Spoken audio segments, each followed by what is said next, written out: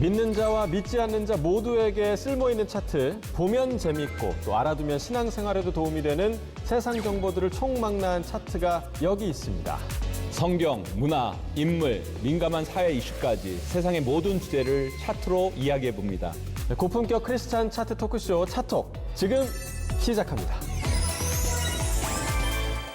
자, 여러분 안녕하세요. 고품격 정보와 고품격 재미를 담은 크리스찬 차트 토크쇼 차톡 진행을 맡은 아나운서 나경철입니다. 반갑습니다. 임병선 목사입니다. 네. 혹시 목사님은 살면서 나 이렇게 나쁜 행동 해봤다, 뭐 이런 거 혹시 있으세요? 나는 목사라서 그런 행동을 한 적이 없다라고 말씀드리고 싶지만 사람은 누구나 실수를 하죠. 저도 때로는 삶을 살다 가다 보면 잘못된 일을 할 때가 있습니다. 예. 한 가지 떠오르는 것이라면 고속도로에서 뭐 운전을 하다가 누가 깜빡이도 없이 확 들어올 때 나도 모르게 이상한 말이 튀어나온다거나 네. 반성합니다. 고운 말을 하셨군요. 어떤 말씀 하셨는데 저한테만 좀 이렇게 비밀리에 한번, 굉장히 심한 얘기네요. 근데 이 이야기를 하는 걸 보니 오늘 차트랑 관계가 있을 것 같다는 생각이 들거든요. 맞습니다. 저희가 괜히 하는 얘기가 아니겠죠. 내가 해본 나쁜 짓이라는 질문에서 아마 눈치채신 분들도 있으실 것 같은데, 고품격 크리스찬 차트 토크쇼 오늘의 주제 지금 공개해드리겠습니다.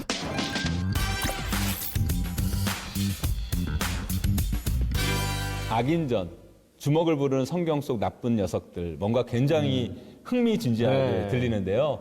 드라마나 영화 제목 같기도 하고. 맞습니다. 성경에 등장하는 인물들은 정말 많죠. 그 수가 워낙 방대한 만큼 서사도 굉장히 다양한데 착한 사람만 있는 게 또 아닙니다. 네, 그중에 특히 나쁜 사람들 저희가 좀 차트로 추려봤는데요. 굉장히 좀 힘들었습니다. 너무 많이 서요? 너무 많아서이기도 하고 또 누구를 뭐랄까요? 뽑느냐가 아니라 누구를 빼느냐, 이 부분이 더 어려운 것 같더라고요. 그래서 오늘의 시간상 딱 7분만 저희가 모셔봤습니다. 굉장히 좀 특별한 분들이세요. 그런데 교인분들이나 교회 문턱을 좀 밟았다 하는 신청자분들은 보나마나 1등으로 이 사람을 꼽지 않을까 생각이 들어요. 예수님을 팔아넘긴 가룟 유다. 맞습니다. 저희가 근데 누굽니까? 고품격 토크쇼 아닙니까? 그래서 저희가 가룟 유다는 일단은 뺐습니다. 왜냐하면 이길 수가 없거든요. 절대적인 존재예요. 저도 이제까지 설교에 인용했던 악한 인물들이 여러 생각이 나는데요. 시청자 여러분들은 저처럼 바로 떠올린 성경 속 나쁜 녀석들, 과연 누가 있을까요? 네. 자, 오늘 준비한 차트는요, 뭐 정량적인 통계나 또 투표로 작성한 게 아니기 때문에 반은 재미 삼아서 또 반은 교훈 삼아서 함께 편안하게 나누는 시간이 되었으면 합니다. 자, 보시면서 맞아, 나도 저 사람을 생각했어, 이렇게 하시는 분들 있으실 것 같은데, 혹은 나라면 저 사람 말고 이 사람을 뽑았을 텐데 한번 생각하시면서 시청하신다면 더 재미있는 방송이 될 거라고 생각이 됩니다. 댓글도 많이 달아주시길 부탁드리고요. 자, 그럼 오늘의 주제 악인전, 주먹을 부르는 나쁜 녀석들, 첫 번째 차트 주시죠.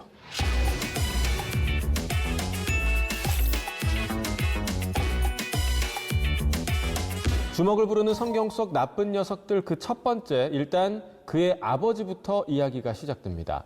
첫 번째 악인의 아버지인 선왕은 하나님께 죽음을 선고받았지만 간절히 기도한 끝에 15년의 생명 연장을 받았다고 하는데요. 그렇게 연장된 인생의 말미에 바로 이 인물을 아들로 얻게 된 것이었으니 얼마나 귀했을지는 말씀드리지 않아도 아시겠죠. 이 악인은 집에서는 귀한 아들이자 나라에서는 누구보다 높은 지위로 부족할 것이 없는 인생을 부여받은 인물이었습니다. 좋아하는 단어는 아니지만 요즘 세상 말로 말하자면 바로 금수저였군요. 그렇죠. 이 12살의 왕이 될 정도였으면 그 자신은 정말 크게 무서울 것이 없었을 것 같은데요. 그렇다고 무조건 나쁜 사람이 되진 않았을 텐데 어떤 악행을 했는지 궁금합니다. 기원전 697년 유다의 왕으로 등극한 이 인물, 그의 이름의 뜻은 망각하는 자라고 하는데요. 그래서였을까요? 아버지인 히스기야 왕이 우상 척결에 힘쓰던 것은 금세 잊어버리고 점차 다양한 우상들을 모시기 시작했습니다. 우상 숭배로 악명이 높았던 아하스 왕 때와 마찬가지로 바알을 숭배했고 모세 율법에도 명확히 금지되어 있던 1월 성신을 섬겼습니다. 급기야 여호와만을 섬기던 성전에 바알의 단들을 세우기까지 했는데요. 유일신이신 여호와만을 섬기던 나라에서 왕이 우상 숭배 제단을 쌓고 이방신의 절을 했으니 그 백성들 또한 잘못된 길로 가기 쉬운 환경이 되고 말았습니다. 자, 목사님, 이때는 왕의 종교적 또 정치적 영향력이 굉장히 좀 강력했을 것 같은데 왕이 성전에서 우상 숭배를 한다? 이거 어떤 의미인가요? 어떻게 보면 우리가 생각하기에는 말이 안 된다라는 생각이 예. 들잖아요. 근데 그 당시 주변에 나라들이 다 그런 문화가 있었거든요. 그런데 잘못된 문화에 빠진 왕이 얼마나 악한 행동을 하는가를 우리는 여실히 볼 수 있는 것이죠. 예. 자, 이 아기는 사람을 미혹시키는 모든 미신적 행위에도 푹 빠져서 신접한 자와 박수, 곧 남자 무당들을 가까이 하기 시작했고요. 또한 바다의 여신으로 불리며 바알과 자주 언급되던 우상이죠. 아세라의 목상까지 만들어서 섬겼습니다. 뿐만 아니라 그는 당시 선지자들을 매일 핍박했는데요. 성경에 직접적으로 기록된 바는 아니지만 유대인들은 선지자 이사야도 이때 톱으로 켜는 형벌을 당해서 순교했다고 믿고 있다고 합니다.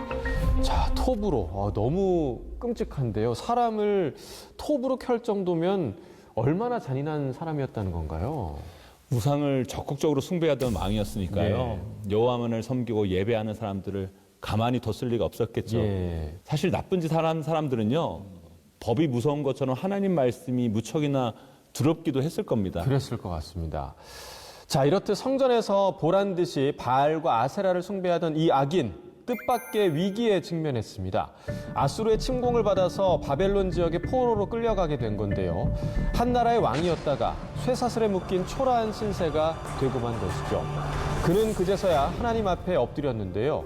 성경에는 하나님께서 그의 간구를 들으시사 그가 예루살렘에 돌아와서 다시 왕위에 앉게 하셨고 그제서야 여호와께서 하나님이신 줄을 알았다고 기록이 되어 있습니다. 그 뒤로 이 인물은 우상을 철폐하고 예배를 부활시키는데 많은 노력을 했다고 하는데요. 55년에 달하는 재위 기간 중 상당 기간을 우상 숭배에 빠져 있었기 때문일까요? 국가는 많은 부분이 회복되기 어려울 만큼 피폐해졌기 때문에 남유다는 그 뒤로 쭉 쇠퇴하다가 멸망하고 말았다고 합니다. 자, 부족함이 없는 그런 환경이 독이 됐을까요? 우상숭배 열심인 인생을 살다니 여러모로 좀 안타까운 것 같습니다. 자, 목사님, 이제는 공개해도 될 것 같습니다. 이 악인의 이름은 무엇일까요? 입이 근질근질했습니다. 바로 남유다의 14대 왕 므낫세입니다. 자신뿐 아니라 나라와 백성 또한 아주 큰 위험에 빠뜨린 인물이라는 점에서 악인전의 이름을 올릴 만하다고 저는 생각이 들어요. 예, 아마 시청자 여러분들 중에서도 이야기 듣던 중에 이제 저도 악인으로 므낫세 생각하고 있었어요 하고 댓글을 남겨주시면 저희가 상품은 뭐 드리지는 못하지만 제 하트를 좀 드리도록 하겠습니다. 잘하셨습니다. 저도 하트. 네.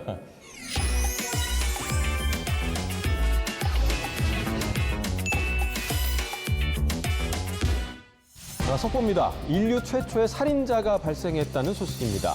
이 용의자는 농사를 짓던 건장한 남성으로 놀라운 것은 피해자가 다름 아닌 그의 친동생이라고 하는데요. 인류 최초의 살인자라는 불명예스러운 타이틀을 얻은 이 남자, 어찌해서 그런 끔찍한 행동을 선택했는지 비극적인 형제의 결말이 아쉬울 따름입니다. 이번은 워낙 유명한 이야기라 다들 말씀 안 드려도 아실 것 같은데요. 맞습니다. 유치원생도 알지 않을까 생각이 드는데, 자, 두 번째 아기는요, 인류 최초의 살인자죠. 가인입니다. 자, 목사님께서 이야기 전해 주시죠. 가인의 부모는 우리가 모두 잘 알고 있는 아담과 하와입니다. 가인은 아담과 하와가 에덴 동산에서 쫓겨난 후에 얻은 첫 아들이죠. 네. 이름의 뜻은 획득이라는 의미를 갖고 있습니다. 그가 악인으로 꼽힌 것은 단순히 동생을 죽였기 때문만은 아닙니다. 동생을 죽이기 전에 악행의 전조가 분명 있었다고 하지요. 가인은 장성하여 농사를 지었고 그 동생 아벨은 양을 쳤습니다.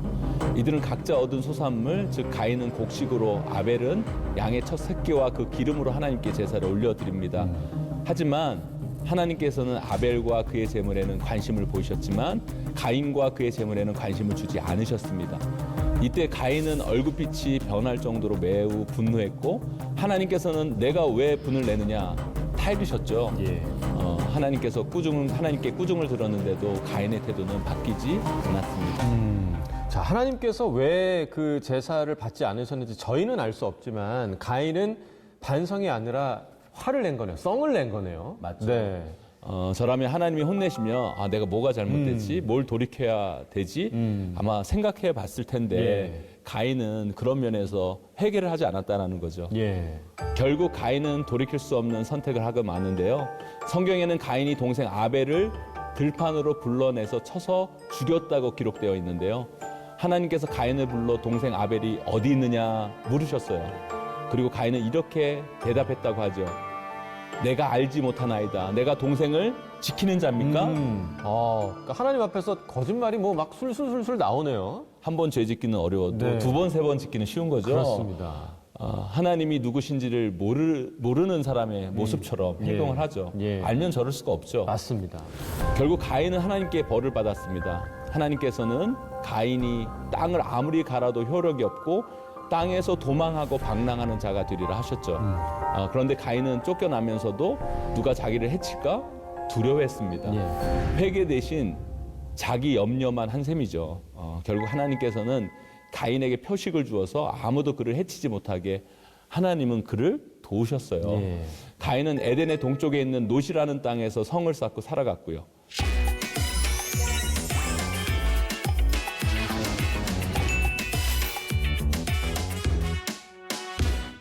기원전 북이스라엘 시대 여기 한 아름다운 포도밭이 있습니다. 이 드넓은 포도밭에는 때가 되면 햇살을 받고 자라난 포도송이들이 탐스럽게 익어가면서 짙은 향기를 내뿜곤 했죠. 당시 포도는 사람들의 일상에 빠져서는 안 되는 아주 귀한 과일이었는데요. 북이스라엘 왕궁 근처에 있던 이 포도밭의 주인은 나봇이라는 한 남성이었습니다. 이 나봇은 조상 대대로 물려받은 이 포도밭을 성심성의껏 돌보며 하루하루를 성실히 지내고 있었습니다. 포도밭이라니 얼마나 아름다웠을까요? 너무 좋죠. 저도 사실 포도 굉장히 좋아하는 갑자기 좀 먹고 싶은 마음이 듭니다. 자, 그러던 어느 날 평범하기 그지없던 나봇이 난데없이 재판에 붙여집니다. 왕국의 주민들이 모두 그에게 분노했을 만큼 나봇은 큰 죄인이 되어 있었는데요. 나봇의 죄명은 바로 하나님과 왕에 대한 모욕죄. 증인도 둘 이상 있었던 만큼 재판은 빠르게 진행이 됐는데요. 평범한 포도원직이었던 나봇은 하루아침에 대역죄인이 되어 죽고 말았습니다. 그런데 이때 이 광경을 지켜보면서 회심의 미소를 짓고 있는 한 여인이 있었습니다. 그 여인 다름 아닌 이 나라의 왕비였는데요. 이름조차 고상하다는 의미를 담고 있는 이 귀한 신분의 여인, 대체 왜 나봇의 처형에 이렇게 기뻐하는 걸까요? 자, 이 죄명이 하나님과 왕을 향한 모욕죄잖아요. 그러니까 남편 욕하다가 벌을 받았으니까 기쁘다, 뭐 이런 느낌일까요? 그게 아니라 어떤 음모가 있었겠죠. 음모가 있었다. 한번 보겠습니다. 자, 이 여인은 즉시 남편인 왕에게 나봇의 죽음을 알렸습니다. 그리고는 이렇게 말했습니다. 왕이시여, 포도밭의 주인이 사라졌습니다. 어서 저 포도밭을 몰수해서 당신의 것으로 만드십시오. 여러 번 나봇에게 포도밭을 팔라고 요청했지만 거절당하고 상심하여 누워만 있던 왕은 매우 기뻐했습니다. 자, 그렇습니다. 이 모든 건 포도밭을 탐내던 남편을 위한 여인의 계획이었던 겁니다. 이 나봇 재판의 증인들 또한 이 여인의 사주를 받은 사람들이었죠. 왕과 왕비는 그렇게 죄 없는 한 사람을 죽이면서까지 포도밭을 차지했습니다. 자, 그러니까 기뻐한 게 포도밭을 가질 수 있어서였어요. 그러니까 왕과 왕비라고 하면 넘치도록 가진 게 많았을 텐데 욕심이 너무 과한 거 아닌가요? 욕심이 많다뿐 아니라 그 욕심을 이루기 위해서 다른 사람을 모함하고 거짓말로 해친다는 거 정말 나쁜 일이죠. 너무 나쁜 일입니다.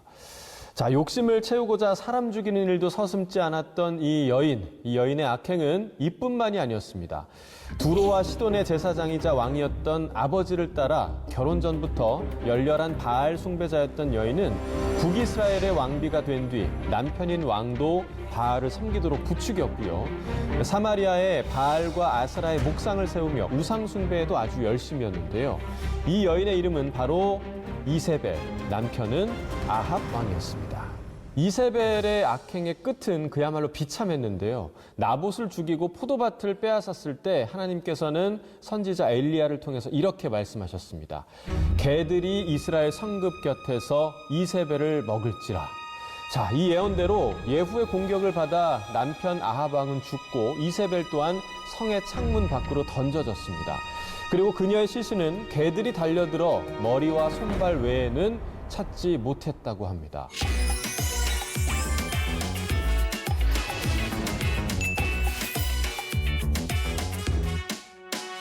(2000년) 전에 예루살렘, 평범했던 하루가 저물고 밤이 되었습니다. 그때는 지금처럼 가로등이나 빛공해가 없었기 때문에 달이 여물지 않은 밤하늘에선 수많은 별들이 쏟아질 듯 반짝였습니다. 네, 요즘은 뭐 공해 때문인지 몰라도 별 보기가 너무 힘든 것 같습니다. 옛날에는 별빛이 너무 아름다웠을 것 같아요. 아름다웠죠. 네. 저 어린 시절에도 밤에 별들이 많았거든요. 그때 봤던 별들이 아직도 생생한데 그 당시의 밤은 그야말로 찬란했을 겁니다. 일과를 마치고 밤하늘을 만끽하던 왕에게 동방에서 온 손님들이 찾아왔습니다. 그리고 왕은 이들로부터 충격적인 소식을 전해 듣게 됩니다. 바벨론에서부터 큰 별을 따라온 이들은 이렇게 말했죠. 폐하, 저희는 메시아의 별을 보고 여기까지 왔습니다. 유대인의 왕이자 메시아의 탄생을 축하하고 경배하고 싶습니다. 유대인의 왕은 지금 어디 계십니까? 그러니까 이제 왕한테 와서 또 다른 왕을 찾았다. 뭐 예를 들면 누가 반란이라도 일으켰다 뭐 이런 얘기인가요? 그렇겠죠? 네네. 당시 유대인들은 유다 땅에 찬란하게 빛나는 큰 별이 나타나면 구세주 메시아가 나타날 것이라는 굳은 믿음을 갖고 있었는데요. 유대인의 왕이자 메시아가 태어났다는 말에 왕의 눈빛이 요동치기 시작했습니다. 예. 진짜 유대인의 왕이 탄생했다면 자신은 어떻게 되는 걸까? 위기를 느꼈던 거죠. 왕은 태어난 척하면서 동방 박사들에게 유대인의 왕을 찾으며 자신도 경배하러 갈 테니 어디에 있든지 알려달라고 말했습니다. 그리고 곧장 제사장들을 불러 메시아의 별과 유대인의 왕에 대한 예언이 틀림없는 사실을 다시 한번 확인했고요. 산전수전을 겪으며 유지시켜온 자신의 권력이 위태로워진 그 순간 왕은 결심했습니다. 그리고 온 나라에 이렇게 명령합니다. 베들레헴에서 태어난 2살 미만의 모든 남자 아기들을 하나도 남김없이 싹 죽여버려라. 곧 자식 잃은 부모님의 뼈아픈 통곡 소리가 울려 퍼졌고 아기 예수님은 태어난 지 며칠 되지 않아 피순을 해야만 했습니다. 주먹을 부르는 나쁜 녀석, 네 번째 인물, 영아 살해를 명했던 헤롯 대왕이었습니다.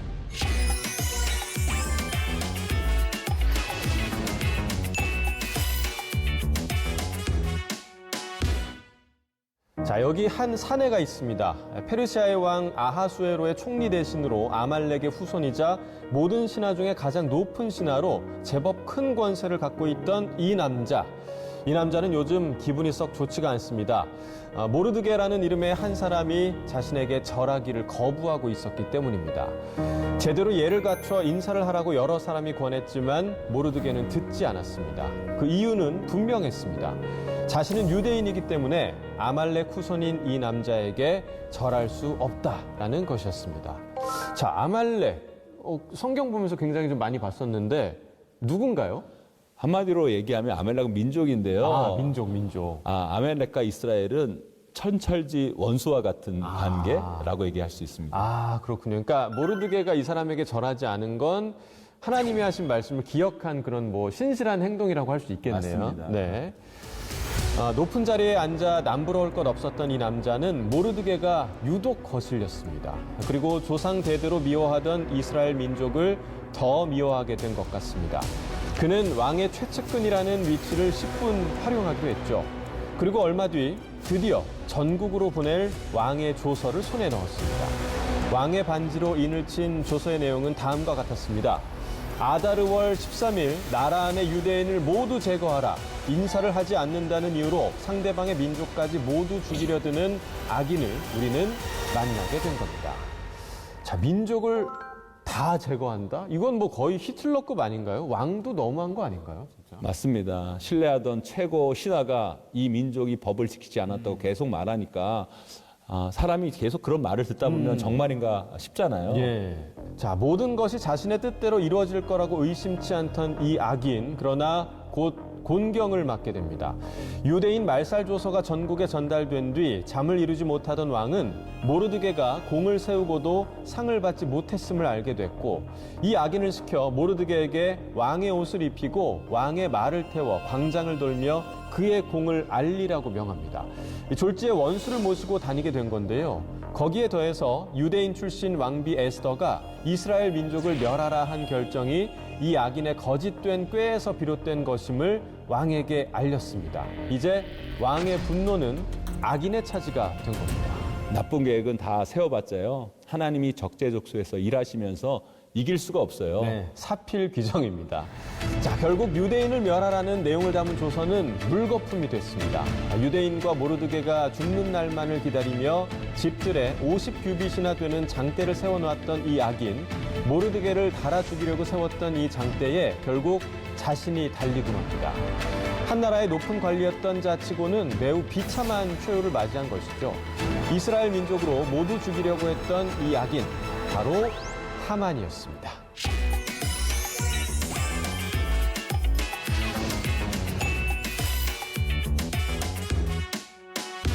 여기 궁중에서 화려한 연회가 열리고 있습니다. 그리고 모두의 시선을 받으며 한 소녀가 무대로 향합니다. 얼핏 보기에도 퍽 아름다운 이 소녀는 왕비가 전 남편 사이에서 낳은 딸인데요. 왕비인 어머니와 새아버지가 된 왕을 위해 춤을 추기 시작합니다. 크게 만족한 왕은 의붓딸에게 이렇게 말합니다. 내 소원이 무엇이든 다 들어주겠다고 말입니다. 와, 부럽습니다. 춤 한 번 이렇게 추고 소원권을 받았다. 저도 뭐 이렇게 되면 하루 종일 출 수 있을 것 같은데요. 저도 같이 추고 싶은데요. 같이 한번 흔들어 볼까요? 자, 왕이 소원을 들어준다고 하자 의붓딸은 어머니에게로 갑니다. 딸이 춤을 춘 이유는 왕비인 어머니의 계획이었습니다. 어머니는 딸의 춤이 분명 새 남편을 기쁘게 할 것이라는 것을 알고 있었기 때문이죠. 그리고 왕비는 딸에게 조용히 귓속말로 무엇인가를 속삭입니다. 고개를 끄덕이던 이 딸이 왕에게 나아갑니다. 그리고 이렇게 말하죠. 왕이시여, 세례 요한의 머리를 쟁반에 담아 지금 제게 주십시오. 오, 지금 제가 뭘 들은 거죠? 그러니까 사람 머리를 쟁반에 담는, 그러니까 이 딸 소녀의 입에서 나올 말은 아닌 것 같은데 제가 잘못 들은 거 아니죠? 사람이 참 무서워요. 예, 무섭습니다. 얼마 지나지 않아 화려한 쟁반이 왕비와 딸 앞에 도착했습니다. 쟁반 위에는 세례 요한의 머리가 통째로 놓여 있었습니다. 방금 전까지 살아있었을 세례 요한의 표정이 생생히 담겨있는 채로 말이죠. 왕비가 딸을 시켜 세례 요한을 죽이도록 한 이유는 무엇이었을까요? 바로 세례 요한이 왕비의 세 번째 결혼이 율법에 어긋났다고 비판했기 때문이라는 거죠. 예. 왕비가 세 번째로 맞이한 새 남편의 이름은 헤롯 안디바. 전 남편이자 딸의 친부인 헤롯 빌립의 이복형이었습니다.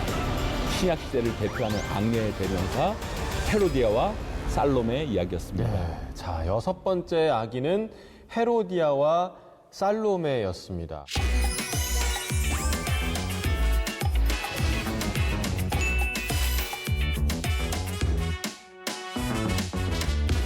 이 이야기는 예수님이 가롯 유다의 배신으로 체포된 뒤에 시작이 됩니다. 예수님은 자정쯤 체포돼서 새벽 1시경 대제사장의 뜰로 끌려갔다가 새벽 2시경에는 안나스의 신문을, 또 새벽 3시경에는 산헤드린 공의회의 신문을 받습니다. 또 4시 30분경에는 가야바의 신문을 받고 산헤드린에서 사형 선고를 받은 예수님께서는 새벽 5시경에 문제의 이 자에게 끌려오게 되는데요. 그는 해당 지역의 실질적 통치자이기에 모든 실권을 가진 인물이었습니다. 이 통치자의 결정에 예수님의 재판 결과가 달려 있었습니다. 사실 예수님은 아무 죄도 없이 끌려오신 거잖아요. 맞습니다. 네. 당시 유대인들은 예수님을 메시아로 인정하지 않았기 때문에 그들에게 있어서 아주 유용한 인물로 봤던 거죠. 예. 자, 예수님을 바라보는 통치자의 눈빛은 매우 복잡 미묘했습니다. 도둑질도 살인도 또 거짓말도 그 어떤 죄도 짓지 않은 예수님을 보자니 무죄인데 이 산헤드린 공의회를 비롯한 유대인 집단의 이해할 수 없는 분노를 보자니 정치적 입장에서 압박감을 느꼈기 때문이죠. 분명 그는 예수님이 무죄인 걸 알고 있었습니다. 그래서 이렇게 말하기도 합니다. 진리가 무엇이냐 하더라. 이 말을 하고 다시 유대인들에게 나가서 이르되 나는 그에게서 아무 죄도 찾지 못하노라. 자, 죄를 찾지 못한다. 사실 누가 봐도 지금 그런 상황이잖아요. 예수님은 죄가 없으신 분이시죠. 네. 자, 서기 26년에 로마에서 파견된 유대의 5번째 총독이자 최고 법적 책임자였던 이 인물은 예수님에 대해서 이미 자세히 알고 있었을 겁니다. 이 총독은 잔뜩 성이 난 유대인들에게 이렇게 제안했습니다. 6월절 특사로 밀란을 꾀하고 살인을 저지른 바나바 그리고 죄 없이 끌려온 예수님 둘 중에 한 명을 풀어주겠다고 말입니다.